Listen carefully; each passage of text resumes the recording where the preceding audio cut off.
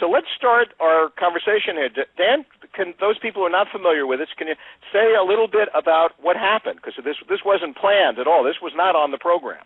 No, it wasn't on the program. I was so excited to be at the Networker, be involved in the different workshops and talks and things like that, and especially was excited to see Dr. Kagan because the last time I had seen him was a long time ago, was actually back in 1988 when I was thinking of doing a National Institute of Mental Health Research Fellowship, and he was kind enough to give me his insights into how to, help a young researcher think about what to do.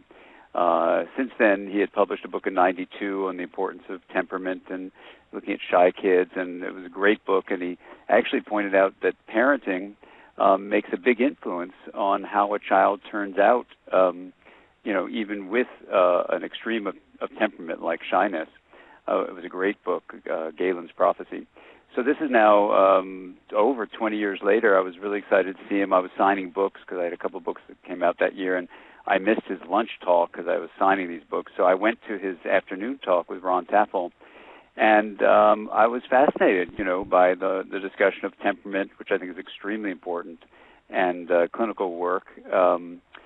So I asked the question, what does he think about adult temperament? And he was, he said he didn't know who I was or anything, but he said he thought that was a really interesting point and someone ought to look into it, which I think is really exciting to think, how does temperament persist into adulthood, which we really don't have a big framework about that. So anyway, so I just, sat down, and the person after me asked him a question about the lunch talk, which I wasn't at, and she said something to the effect of, is it true you're saying that women working is why we have the field of attachment research?